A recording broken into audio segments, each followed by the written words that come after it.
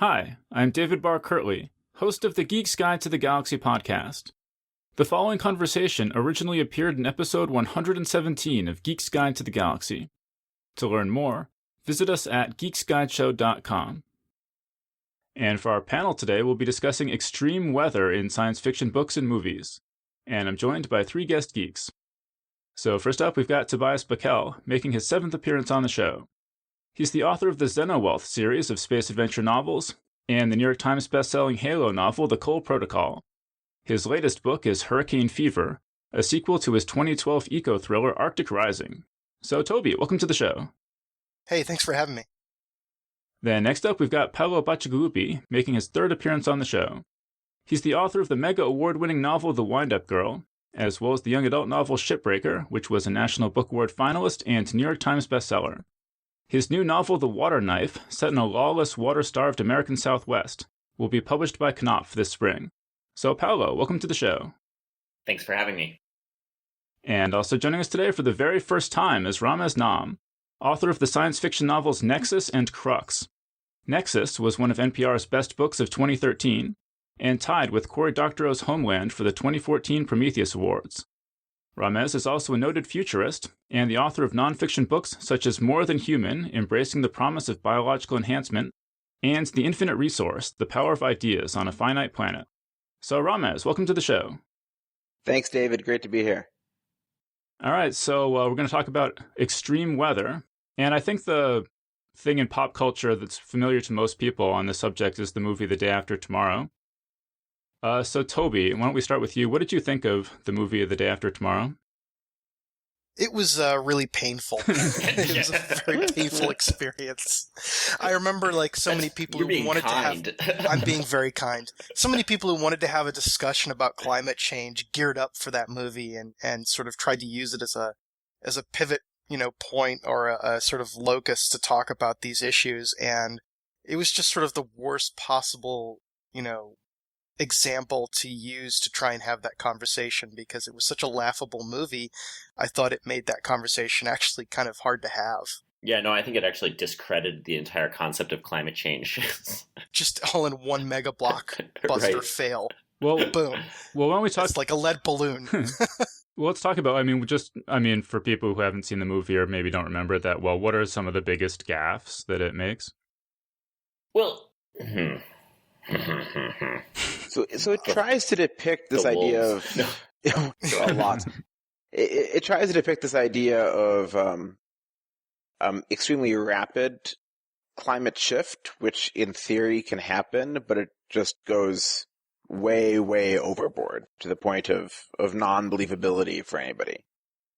Yeah, there's like little seeds of almost scientific truth. There's this concern about what happens if the North Atlantic pump shuts down and the ocean stops circulating. What does that do, or what does that mean? Or there's pieces that are almost legitimate in terms of when we look at climate change and the complex systems that climate sort of connects to, and it's almost reaching towards that, but then it just creates this super vortex of cold air, and it's just ridiculous. Although as someone who spent last winter in New York City, it wasn't that ridiculous because there was. And if it had just been cold winter comes, then fine. But no, it's like everybody freezes all in an instant. It's and that's that thing where it's like this one mega event instead of the death of 1,000 cuts, and I think that's far more. When you talk about extreme weather and stuff, it's like, one thing happens and then you get hit by something else and you get hit by something else. But a giant freeze that's so complete that essentially it ushers in a new ice age instantaneously. It just stop now. You're hurting me. Mm. But that's sort of what you expect from a Hollywood movie, right? Because it's hard to show stupidity. Sure, no, absolutely. I always expect stupidity from. Well, but it's hard to show the climate changing over a century in the course of a feature film, right? That's dramatically hard to do. I think that that's a failure of Hollywood's imagination, honestly. I mean, the idea that you need to sort of, first of all, that a climate change movie has to be set in the present and that all of the impacts happen in the present. It's sort of the fullest failure of science fictional thinking you could possibly have. It's far more interesting to set something. You could set something within the next 25 years, the next 30, the next 40, where the world would be recognizably our world, and yet you could change it a great deal and have people simply living inside of a changed circumstance. And that, I think that would be far more visceral and real without having to sort of say, hey, look, mega event, here it comes. Well, I mean, Toby, my opinion. Yeah, I mean, Toby, you were saying that there was some amount of expectations around this movie before it was coming out. I mean, do you agree with what Paolo was saying? Like, what were you kind of hoping the movie would be? Well, I mean, knowing that it was going to be a big Hollywood blockbuster and seeing some of the previews, I kind of didn't have any hopes at all.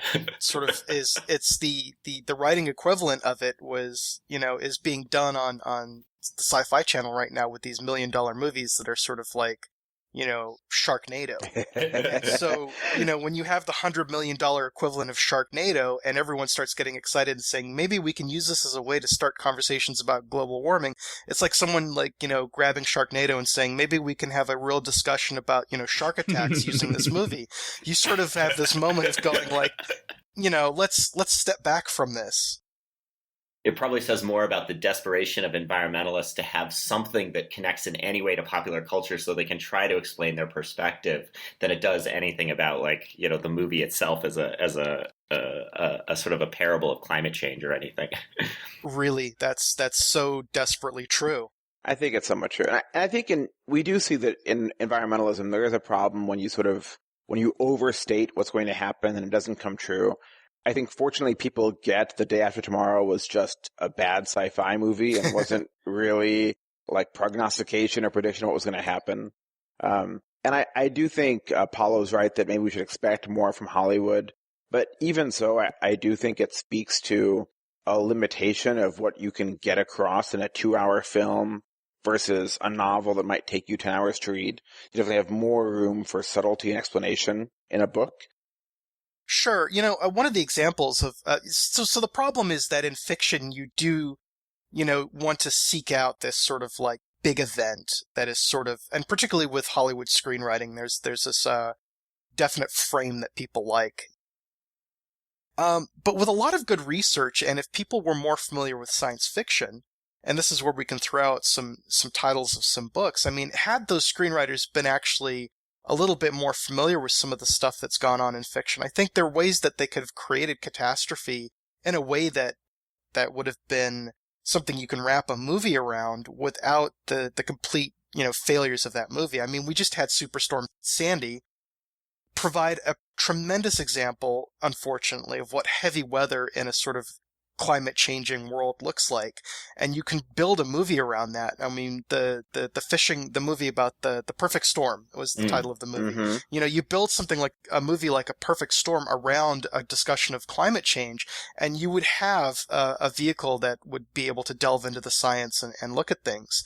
And if you wanted to do something like that, you could also look at Bruce Sterling's novel, quote unquote, Heavy Weather, which is the title of the phenomenon we're talking about, which has an example where he kind of takes like the polar vortex we've been having and takes it up a whole notch and gives us an example of what, a catastrophic moment of if the jet stream is changed dramatically, you could have, some severely catastrophic events that can be fictionalized, in small amounts of time.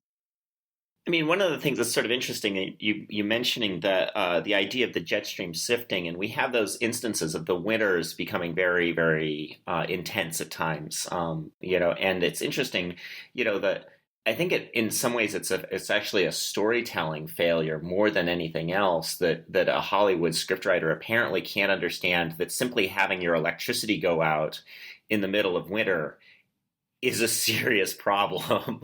Yeah.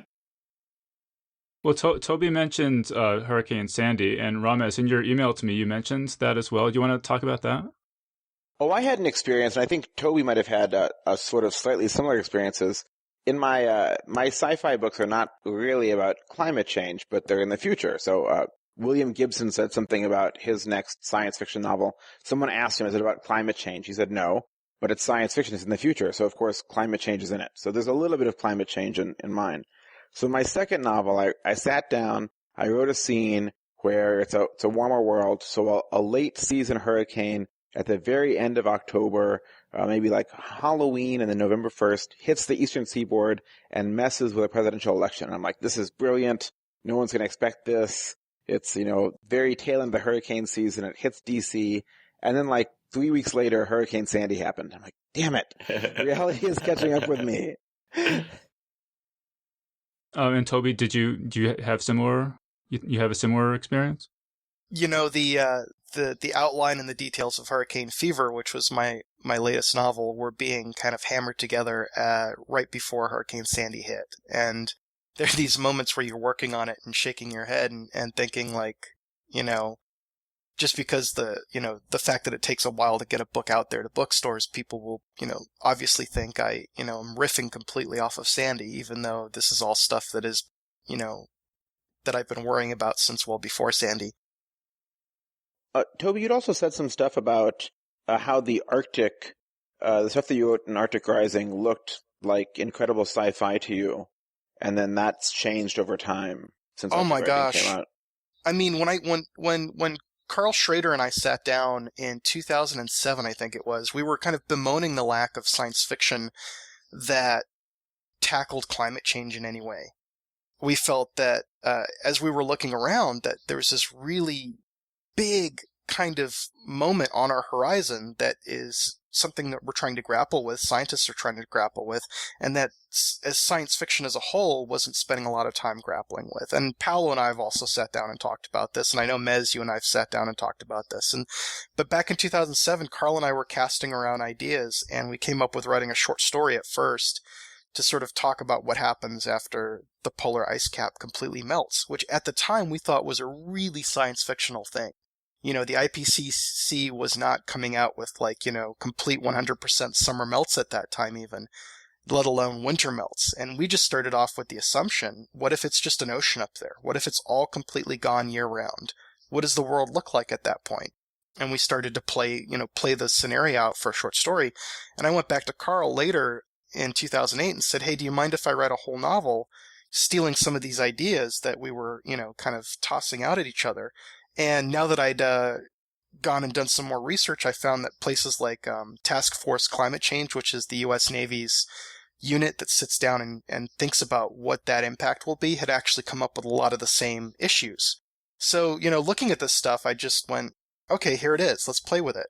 And when I started writing that novel, I called it science fiction because I thought, the idea of completely eliminating the polar ice cap was science fictional. That's pretty wild. Because none of the stuff I was reading, none of the literature, a lot of people who say climate, who criticize climate change, talk about the fact that they're way too pessimistic. I'm like, these guys are way too optimistic. IPCC was calling for, possibly ice-free summers being kind of like the wildest thing when I started writing. And so I started out with the science fictional scenario being no polar ice cap. And by the time the book was in copy edits, IPCC was saying at some point they were willing to call a completely ice-free winter as well at some point in the human future as their worst-case scenario. And it had gone from being completely science fictional and scientists had it off the table to being in their projections as a possibility within the time I wrote that novel. And that's just like a year and a half. It's interesting, just that feeling of like when you're writing science fiction and then you feel like you're being caught by the present moment with The Water Knife, which is right now in copy edits. And it's been extremely frustrating for me. It's a very strange thing to be watching sort of a megadrought developing in the Southwest United States when you're writing about a futuristic megadrought and feeling like you're being overtaken by events. This is something that, the southwestern United States has been sort of vulnerable to water scarcity for a long time, and the climate projections sort of say that it should anticipate more water scarcity. But then, the difference between that being a theoretical thing when I was back, as Toby was saying, when I was writing the first short story set in this world, I think that was The Tamarisk Hunter, and that was probably back in around maybe 2007 or 2006. It was just sort of an interesting piece of speculation. And, you knew that there was some drought potential, but you just weren't looking at that really, really long-term absolute water scarcity sort of situation. And so now with the water knife about to come out, there's this massive drought this year. And I'm feeling like, God, by the time this thing comes out, people are going to be like, yeah, drought, so what? We know all about it. Paul, I think the good news and the bad news is the drought's just going to get worse. So. Thanks. Yeah, no. Well, it's also sort of funny because, you're writing about climate, but you find yourself actually sort of hoping that weather will support your premise. And it's a silly sort of thing. It's like, no, this, any individual moment of weather is not actually what you're interested in. You're really interested in the long passage of time and the averages over time. But we tend to focus in on weather events when we talk about climate. I mean, do you guys feel then pressure to keep upping the ante in terms of how dramatic the scenario is because the real world events keep catching up with the less extreme projections? More just pressure to just get the fucking book out.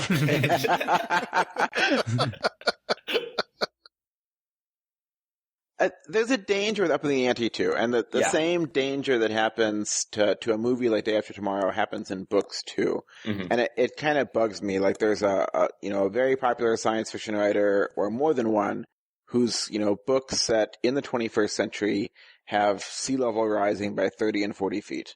And it's a very popular conception among people that sea level is going to rise by 30 or 40 feet. But that actually really bugs me in fiction, because that's not anything like what we expect or what's plausible. And so I really prefer seeing books that make, as we were kind of talking about, that make something like the lights going out as scary as it is. Or I thought, and it turns out you only need a 2 or 3 foot storm surge to really make things exciting for a coastal city in a lot of cases. But, yeah, exactly. Like Toby makes the Arctic being ice free, or what we will eventually call Category 6 hurricanes, really scary. Or Paulo does an amazing job in The Wind-Up Girl, and I don't even know what year that's supposed to be in. I never name the years in my question mark. Question mark. I had years in Arctic Rising, and I took them all out because it was happening too fast. So it feels like in the Wind-Up Girl, the seas have risen just a few feet, but Bangkok is a city that sits at sea level, so you can see the damage or the risk that causes to a city like Bangkok. And even better, it's sinking because they're pumping out their groundwater at the same time. Like Miami and like some other places we can name.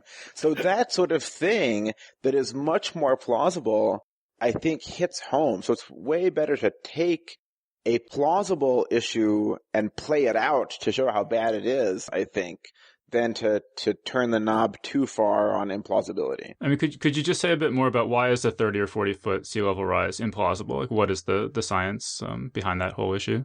It's particularly in the near term, I think he's saying. Like, in the next 30 or 40 years, you just aren't going to see that. Yeah, we'll get it, but not in the near term. So in the near term, and here's a funny thing most people don't realize. So the projections for this century are 1 to 2 meters of sea level rise, probably closer to 1 meter. So that's 3 feet to 6 feet by 2100. And most of that actually is not by melting ice. Most of that is by thermal expansion of the ocean. I love this, yeah. As it gets warmer. And then a little bit is by melting ice. And we do know things like we see there was a paper last few months about how the Western Antarctic ice sheet melt might be unstoppable now because of the particular shape of the terrain it sits on. Once it starts sliding, it won't stop. But the fine print on that paper is that it'll eventually add that sheet will eventually add another 3 to 6 feet itself. But it's projected to take something like 800 years plus to slowly slide into the ocean. So those things, there's another like 270 feet of sea level that Antarctica and Greenland and all the world's glaciers can add. But even though we are making it hot enough to melt all that ice, you can put an ice cube in water warm enough to melt it. It still takes a while for the ice cube to melt. So we're getting the planet warm enough to melt all that ice, but it still takes centuries to melt that much ice, essentially. But I mean, say science fiction writers are setting stories set in like a Star Trek future that's 200 or 300 years in the future. Yeah, then you can start legitimately talking. And like Kim Stanley Robinson in 2312 talks about, most of Florida being underwater, and sea level rises of 30 feet and stuff like that. And then, in 200 years, 300 years, that's more scientifically plausible. But if you're writing a novel set in 2050 and you're showing more than like 2 feet of sea level rise, 3 feet if we really got the estimates wrong, then you're exaggerating just for convenience or ease of you as the writer. And I think you're kind of blowing it a little bit. Well, I mean, speaking of Kim Stanley Robinson, do you guys want to talk about his Science in the Capital series, which is a novel series, which is sort of like The Day After Tomorrow, but sort of intellectually serious, right? I mean, that was Stan really, trying to be intellectually serious. His protagonists are scientists, one who works for the National Science Foundation and one who's works in policy in the White House, and they're dealing with the thermohaline current shutting down and the ocean heat pump shutting down. But it's all like what actual people working in DC might do as opposed to shootouts and policy action thriller. Heroes. Yeah. It is a policy thriller. The two things it deals with that are things that are not emphasized necessarily and that are interesting and should be talked about more is one is the heat pump shutdown, which creates counterintuitively, and you run into this when you're dealing with denialists. There are things that happen that actually create colder spots, and that's one of the things that'll happen is that with that current shutting down, you get like the east coast of the U.S. dropping in temperature quite a bit. And because the warm water from the Caribbean isn't being pulled up and distributed around there. And you get like, a frozen DC, which is one of the things he takes a lot of time portraying what that would be like. And a lot of politicians spend a lot of time saying, being bewildered by the fact that DC is getting cold, because isn't that proof, if everything's freezing, that there's no global warming, right. that weather / trend thing is hard for people. Right. And as it always becomes difficult during the winter when we have a cold winter and we're like, oh no, climate change doesn't exist because clearly it's cold this winter. And it's like, well, actually the jet stream has shifted and there is warm. The Arctic is super toasty right now, but like everything else is cold. Right. The Arctic being super toasty still means that when the Arctic air gets swept down here, we're freezing our asses off. Right. Yeah. And then the other thing he talks about a lot is displacement as a result of rising seas and heavy weather, because a tremendous amount of the human population lives coastally. We all pretty much cluster coastally and near areas where we traditionally have been able to ship things using the power of sail historically, and then just sea routes and shipping. And so we cluster on coasts, which means that sea rise has a tremendous impact on us in the future. And so he talks about displaced peoples and the impact that will be having on, different countries, because people will be complete refugee populations. And we're already seeing that. He did it science fictionally, but now we have, there's a group of Pacific Islanders that purchased a tremendous amount of real estate in Australia in anticipation of their islands being completely sunk. And they've moved the next generation of kids into the Australian public school system to get them used to living there, so that when the rest of them all have to move and lose their ancestral homeland, the culture shock won't be so great. And you read a story like that and you're just like, whoa, like there are people right now that are actively having to plan and change their culture and their traditions and their entire way of life as a result of things that are happening right now. And I mean, do you think that kind of complex, slow-moving catastrophe policy wonk sort of story, is there any way to get that out to a broader audience? Do you think it will ever be filmed or like made into a TV miniseries, or is it just too complicated and, requires too much thought? We love The West Wing. Yeah. I think a good writer can do anything. Yeah. I think that this is, we watch all sorts of fairly quiet, highly intellectual stories that are driven a lot by, the wants and needs of a set of characters rather than by some sort of big budget effects. And, I think that, the number of stories that you see, especially on television, where you tell long, complex stories that are mostly about people coping with their lives in a variety of ways. I think you could open up a huge amount of territory to talk about something like climate change that way. But can we get the writers from The Wire to do something about this? Right. Wow, that would be amazing. I mean, if we can do really complex, drug policy and school policy and urban poverty discussions in a TV series that's amazing to watch, like, we can do this. Yeah.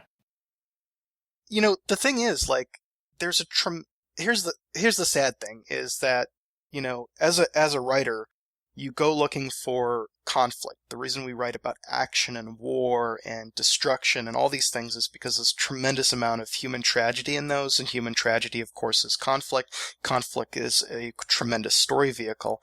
And as someone who is, taking a look at some of these things with these eco thrillers, I think there's a tremendous amount of conflict to be found within the impact that climate change has on our society. If it didn't have a potential for a lot of conflict, Task Force Climate Change from the U.S. Navy, which is a, branch of the military one, would not be investing a lot of time in trying to figure out what the heck happens and what the implications are militarily for climate change. And there is already a tremendous amount of conflict happening. Lawsuits that are happening where people in developing worlds are suing the developed world. There's just a lot of conflict out there, and a lot of potentials for human stories to be told, and we're not telling them. Yeah, honestly, you can look at Steinbeck and the Grapes of Wrath for essentially a model climate story. Like, here it is. Your farmland no longer is productive, and you have refugees on the move, and what does this mean? And you spend most of your time with this family, and but what puts them in motion is the devastation of a landscape that was productive for them. That's funny, Paulo. My girlfriend Molly pitched me that my next book should be The Grapes of Wrath set in the future due to climate change. And I said, oh, that's really a Paulo book. You should write that. Well, that's the water knife, pretty much. I put all the Texans on the road, so. Are there other books you guys want to mention? Ramez, you mentioned one to me by John Barnes called Mother of Storms. Yeah, Mother of Storms is actually was the first book that ever made clear to me the risk of buried methane in the Arctic. And it's a risk. This depresses the hell out of me. Yeah. I'm slightly less worried about it than I used to be, but it's still a big risk, I think. Or it's maybe a low probability but very high impact risk. So methane is a very, very powerful greenhouse gas. In the first year, it's like 100 times more powerful than carbon dioxide, and there's 1 trillion tons of it buried beneath the Arctic.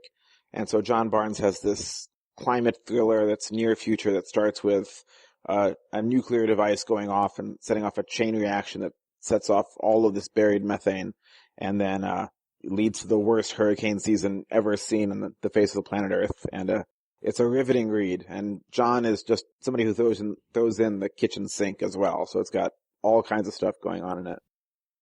It's a fantastic book. Mother of Storms. Fantastic book. That's one that definitely had an impact on me as well. Do you guys want to talk a bit more about why, like, how depressed should we be? Because Paolo's making it sound like we should be super depressed, and then Ramez is saying, well, only 90% depressed, or like, no, Ramez he's always very optimistic. so as Ramez has faith in the human species. I don't know where he gets it from. I know, that's so screwed up. All right, so I'm the optimist. Let me say some things. As the optimist, let me say that it's going to get worse before it gets better. And by this, so I'm the optimist, meaning like I write a lot about solar, I write a lot about renewable energy, I write a lot about how we overcame problems like the ozone layer being depleted. We had smog in the 1970s as bad as China's, basically, in some of our big cities. The Cuyahoga River caught on fire in 1969. Like, things in the environment used to really suck. I just tweeted something this morning about California blue whales were near extinction, and now they're back to basically record numbers in California only because we passed environmental protection laws. Meanwhile, we're acidifying the entire ocean, but let's not worry about that too much. Basically, what we protect, we do okay on. What we don't pass laws to protect, we suck at. And right? Therein lies the rub. Exactly. The thing about climate that is, there's two things about it that are really unique. One is it's the biggest thing we've ever faced because it's energy, and energy is the bedrock of everything. So it'll be the hardest fix.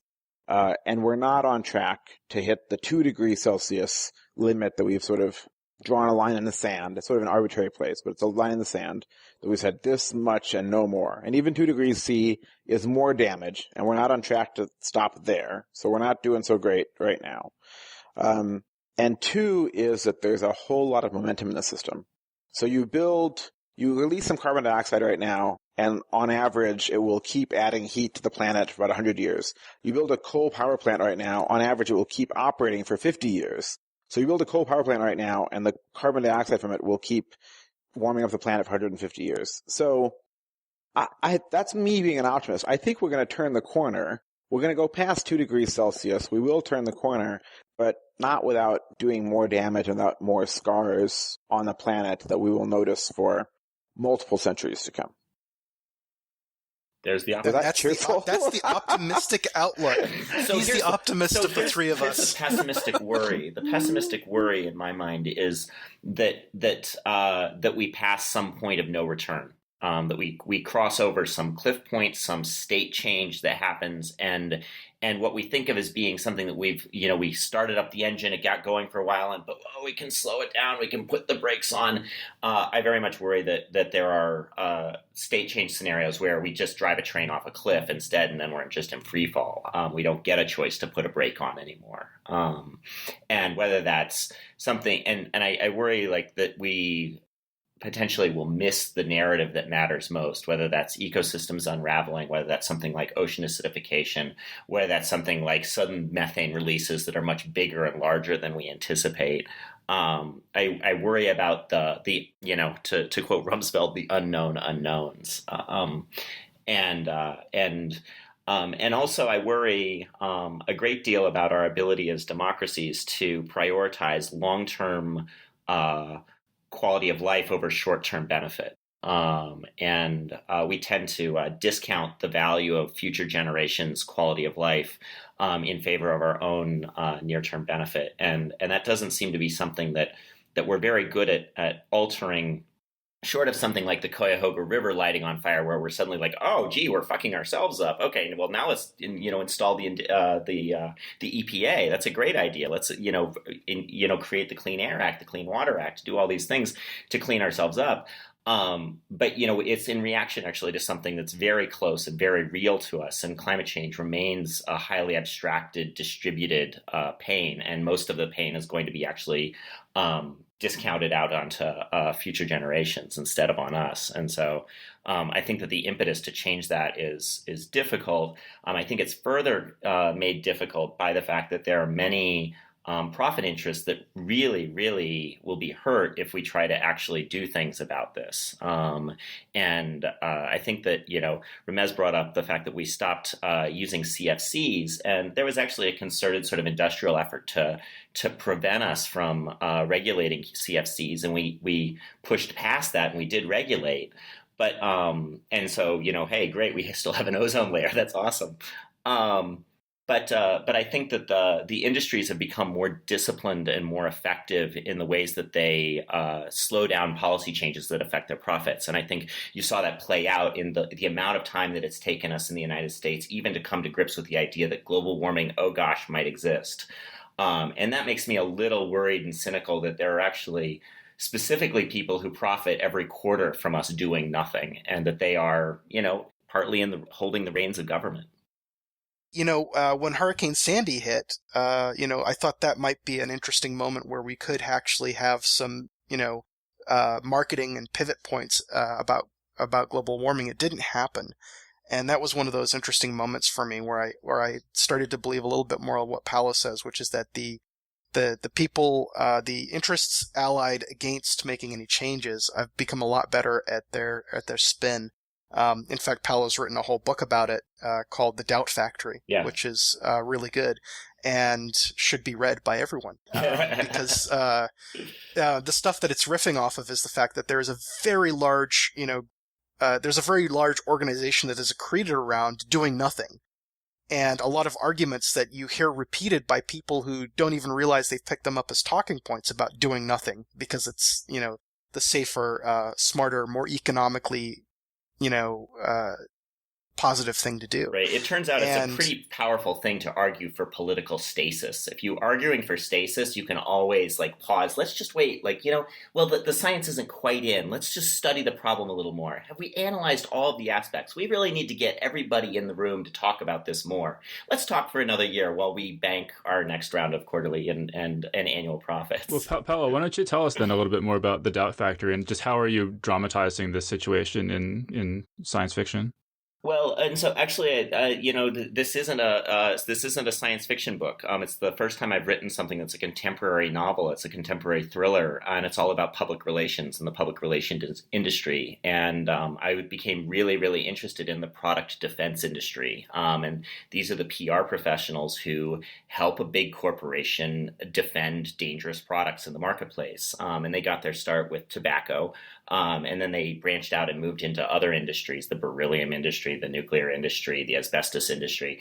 And eventually they also ended up dealing with petroproducts and the global warming question. But their playbook is always the same. And it's always, we need to inject doubt into the debate. We need to make people doubt that cigarettes are dangerous. We need to make people doubt that the science is clear about global warming. And the longer we create doubt, as long as there's doubt in your democracy, there's no pressure on politicians to make a policy change. And so the key is always to keep enough doubt going that there's no clear pressure on politicians. And that gives politicians a lot of political cover to do nothing. And so then they only have to be reactive to their special interest lobbyists. I mean, could you talk, though, about how you're going to dramatize that in fiction then? Well, for me, this is a young adult novel. And so the way I went after it was actually to talk about a girl who's very wealthy and very well off, and her father works in the doubt industry. And so all of the benefits of her life come from her father helping defend companies and defend their dangerous products. And so it becomes a sort of a moral question about where do you take your prosperity from and how much are you complicit in doing evil things. And so she runs across other people who have been affected by her father's lobbying and her father's public relations practices and things like that. And so she ends up in a space of having to make moral choices. Mm. All right, we're starting to run a little short on time here. I do want to cover a bunch more of these books. We had a bunch of listeners actually suggest some things we should talk about.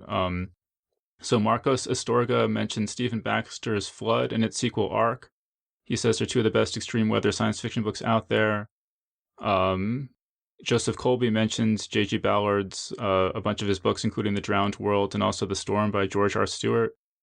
Are you guys familiar with any of those, or are there any other books along these lines you wanted to mention? I got nothing. Yeah, it's been a long time since I've read the J.G. Ballard books, but that it speaks to the way these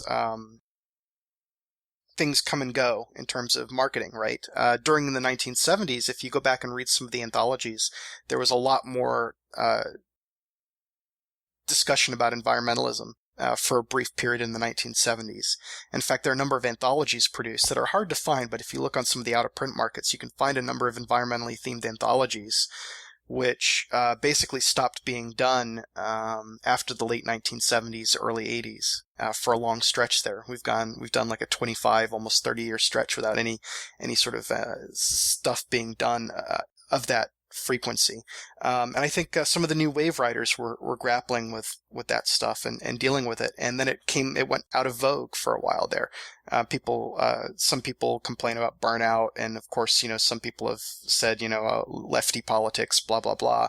And there's definitely a stronger, economic argument for ditching it in terms of just sales when the country seemed to quote unquote turn right with the Reagan administration. That sort of stuff fell out of fashion in some circles, or the common wisdom became you couldn't sell it. Yeah. Now you see people complaining about dark science fiction. Oh, the science fiction isn't optimistic enough. It's not right leading us to our bright future. That's a whole other topic. Yeah. Yeah. But if you go back, you can find that we have been trying to grapple with this for quite a long time, and it's not it's not new. And if you spend some time, you can actually go back and find some really interesting literature, particularly around that period. All right. Well, Toby mentioned Sharknado, and I did want to talk about that. So I want to mention Sharknado because I think it's interesting because they do in that movie credit global warming, or they attribute the shark tornado to global warming.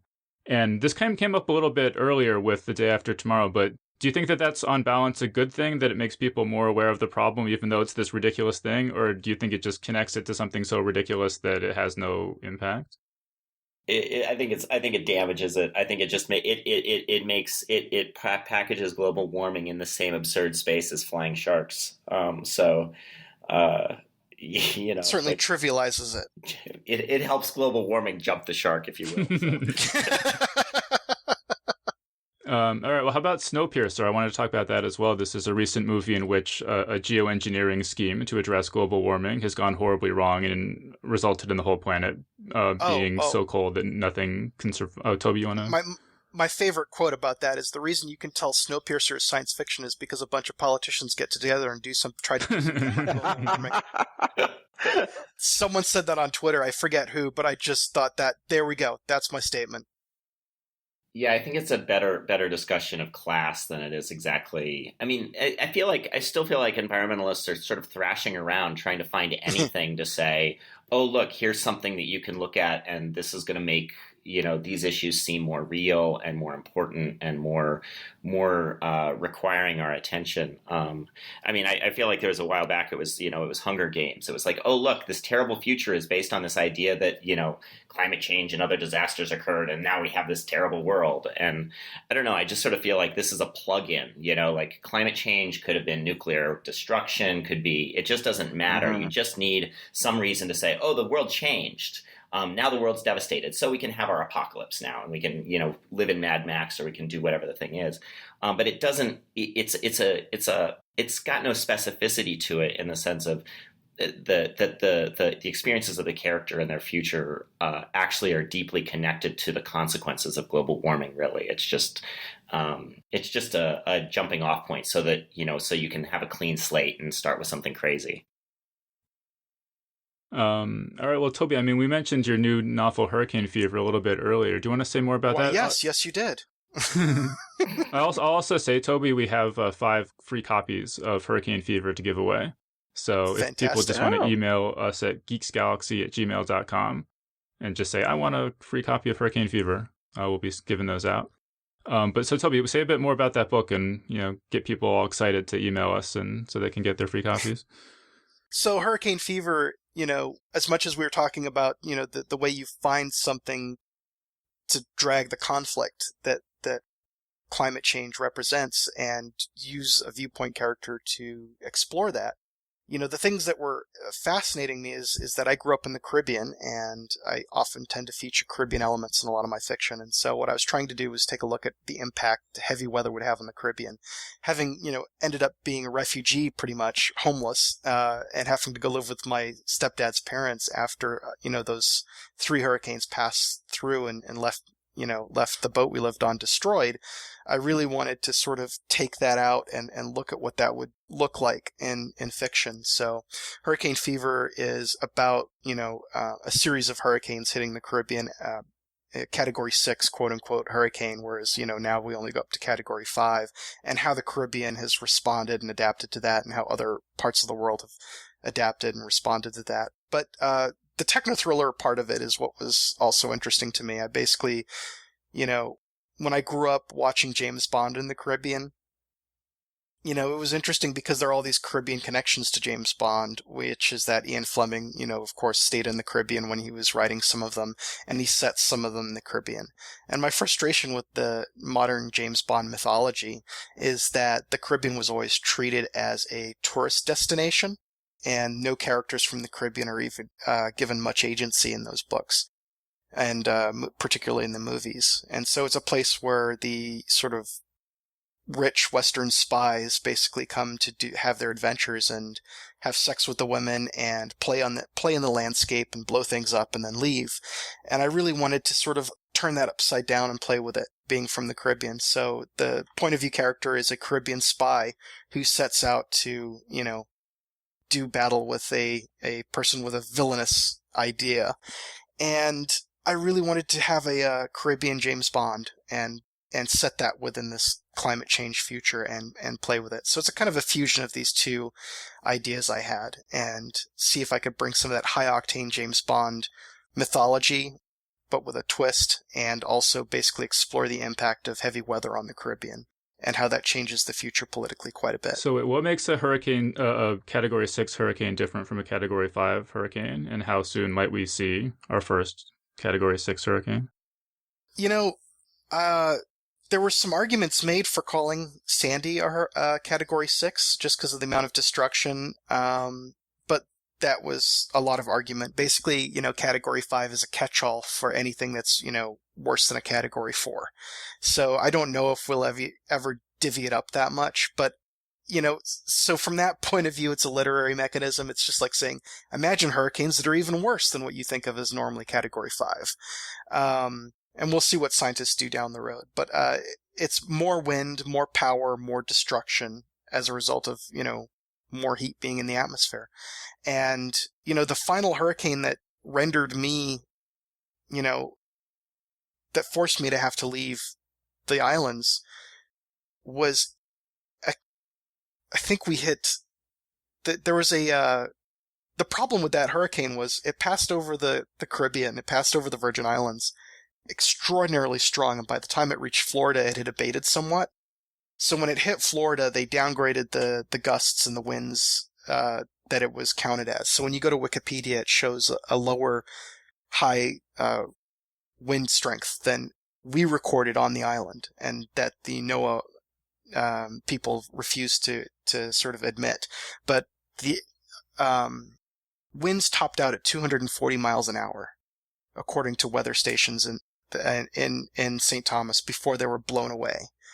And that is tremendous. And the damage it did was tremendous. And it changed things, you know, and it's still something that just sits in the back of my head and I wanted to write about. It changed things, that last storm that kicked me out, because, you know, before then, people used to live on boats. I grew up on a boat and we lived in the Caribbean, and people lived on boats up and down the Caribbean. And up until that point, you could buy insurance for your boat. And in the rare event of a hurricane destroying your boat, you would get a paycheck, right? After that hurricane season, insurance companies don't insure boats anymore for all of Hurricane Alley. So you can have boat insurance, but you can't physically be in Hurricane Alley during hurricane season. You either have to be in the States on the East Coast, or you have to be in the South Caribbean. You can't be anywhere in the North Caribbean on a boat and have boat insurance, because all the boats were gone. They were all destroyed. And all these insurance companies went bankrupt and disappeared overnight and refused to pay out. They just collapsed. The whole thing collapsed because all of the past projections and assumptions that were used to make these insurance companies work were completely blown out of the water by this, you know, quote unquote black swan event, right? And so you just look at things like that and you just keep projecting them forward. What happens if no one can get heavy weather insurance? What if you can never have your house insured for hurricane impact? What does that do? Like, what kind of house do you have to build then? Where do you choose to live? What does that do to all of society? You know, these things just are, you know, things that happen just from that one thing that got me thinking, you know, what happens if this is a more and more frequent event? So that's, you know, hurricane fever is just me trying to come to terms and grapple with that on a personal level as well as on a fictional level. Mm-hmm. All right, cool. And then, Ramez, I mean, we mentioned that you have some nonfiction books you've written, More Than Human and The Infinite Resource. Do any of these hold any hope of any sort of technological solutions to these problems we're facing? Yeah, so The Infinite Resource is subtitled The Power of Ideas on a Finite Planet. And it's a book about climate change, energy, food, water, all the ecological and resource problems that we have. And the first third will get you very depressed. And then I try to bring it back around with, here's how we solved other problems in the past. Here's the technologies that are promising with things like renewables and storage. And I talk about some controversial things like nuclear power and genetically modified foods. And then the last third is a call to action on the political process and pricing carbon and limiting carbon emissions and that sort of thing. I wonder, actually, have you and Paolo talked about this? Because, I mean, like one of his first stories was The People of Sand and Slag, which was about basically genetically engineering people to survive in a environment made inhospitable to ordinary human life.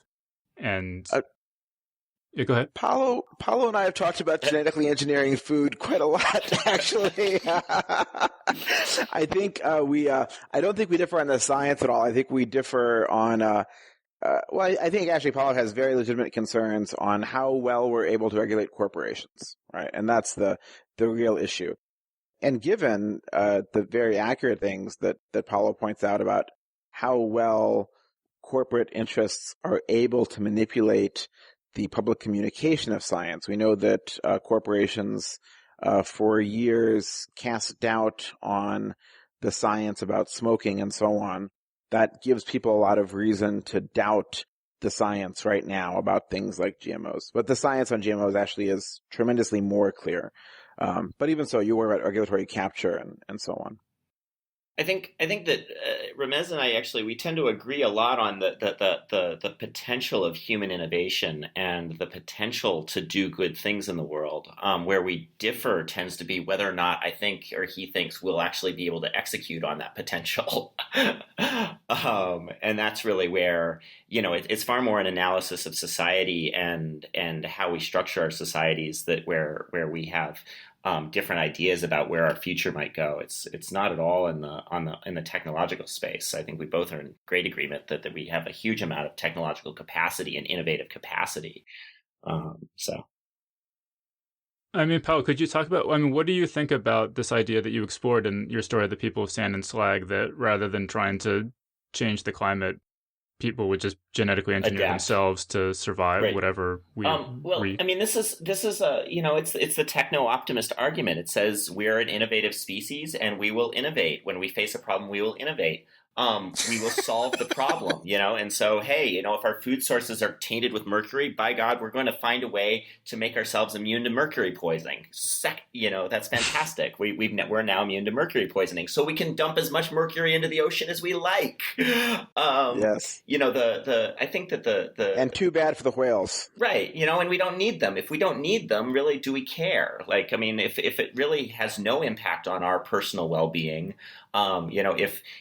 if urban pollution didn't cause asthma, maybe we don't care at all about urban pollution. We can make it we can make the air as thick as soup and we don't care.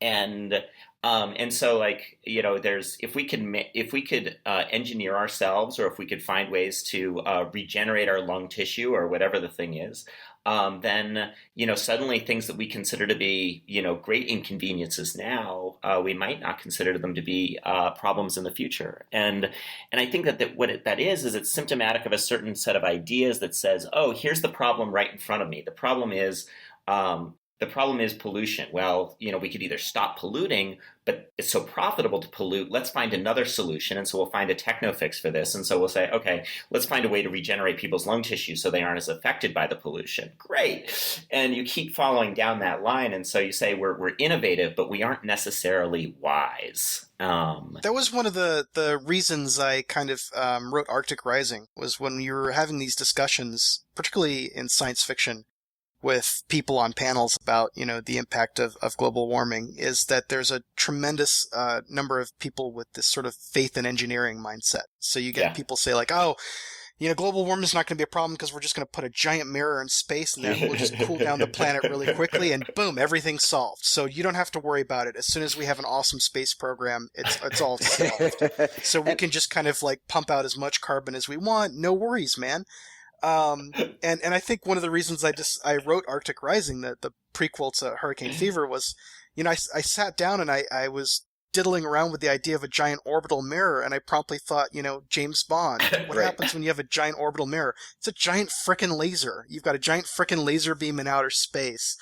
And who controls that? Who gets to decide what to do with it?